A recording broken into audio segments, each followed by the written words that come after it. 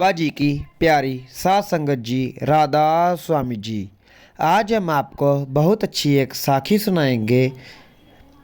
एक बार बारिश के मौसम में कुछ साधु महात्मा अचानक कबीर साहब के घर आ गए। बारिश के कारण कबीर साहब बाजार में कपड़ा नहीं बेच सके थे और घर में मेहमानों के लिए खाना भी काफ़ी नहीं था। उन्होंने अपनी पत्नी लोई से पूछा, क्या कोई दुकानदार कुछ रसद हमें उधार दे देगा जिसे हम बाद में कपड़ा बेचकर चुका देंगे। पर एक बार एक फ़कीर जुलाहे को भला कौन उधार देता जिसकी कोई निश्चित आय भी नहीं थी। लोई कुछ बनियों की दुकान पर गई पर सभी ने नगद पैसे मांगे। आखिर एक बनिया उधार देने को तैयार हो गया पर उसने यह शर्त रखी कि वह एक रात उसके साथ बिताए। यह नीचता भरी शर्त उसे बहुत बुरी लगी लेकिन वह खामोश रही। जितनी रसद उसे चाहिए थी बनिए ने दे दी। जल्दी से घर आकर लोई ने खाना बनाया और जो बातचीत बनिए से हुई थी कबीर साहब को बता दी। रात होने पर कबीर साहब ने लोई से कहा कि बनिए का कर्ज उतारने का समय आ चुका है और यह भी कहा कि चिंता मत करना, मालिक सब ठीक करेगा। जब वह तैयार हो गई तो वे बोले, बारिश हो रही है और गली में कीचड़ है, तुम कंबल ओढ़ लो, मैं तुम्हें अपने कंधे पर उठाकर ले चलता हूँ। जल्दी ही दोनों बनिए के घर पहुँच गए।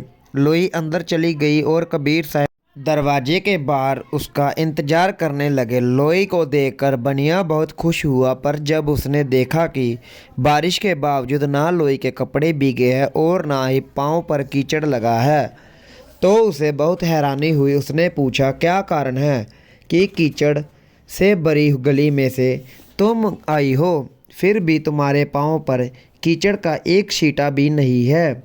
लोई ने जवाब दिया, इसमें हैरानी की कोई बात नहीं, मेरे पति मुझे कंबल उड़ाकर अपने कंधे पर बिठाकर लाए हैं। यह सुनकर बनिया दंग रह गया। लोई का निर्मल निष्पाप चेहरा देखकर वह बहुत प्रभावित हुआ और अविश्वास से उसे देखता रहा। जब लोई ने कहा कि उसके पति कबीर साहब वापस लेने जाने के लिए बाहर इंतजार कर रहे हैं तो बनिया अपनी नीचता और कबीर साहब की महानता को देखकर शर्म से पानी पानी हो गया। उसने लोई और कबीर साहब दोनों को से घुटने टेक कर माफ़ी मांगी। उठो मेरे भाई, कबीर साहब बोले, लाखों में शायद ही कोई एक आधा जीव होगा जो कभी रास्ते से भटका ना हो। कबीर साहब और उनकी पत्नी अपने घर लौट आए। बनिया देर रात तक बीती हुई घटना के बारे में सोचता रहा। अंत में इस नतीजे पर पहुंचा कि संसार में एक ही सच्चा मार्ग है और वह है परमार्थ का मार्ग।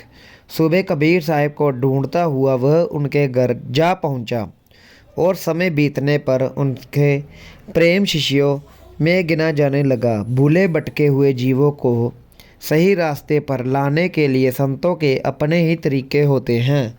राधा स्वामी जी। अगर आपको हमारी यह साखी अच्छी लगी है तो हमारे YouTube चैनल को सब्सक्राइब कीजिए और लाइक शेयर कीजिए और नीचे कमेंट करके बताइए आप हमारी वीडियो कहाँ से देख रहे हैं। राधा स्वामी जी।